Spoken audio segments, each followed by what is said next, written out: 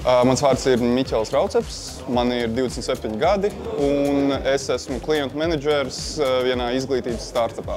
Es sāku džudžitsu, jo man viens draugs ieteica tieši šo te klubu, teica, ka viss ir forši. Ieguvumi man mazāks stress ikdienā, labāka fiziskā sagatavotība un jūtos daudz pašpārliecinātāks par sevi ikdienas situācijās. Man mērķi džudžitsu ir kļūt labākam, kļūt atletiskākam, labāk spēt sadzīvot ar stresainām situācijām.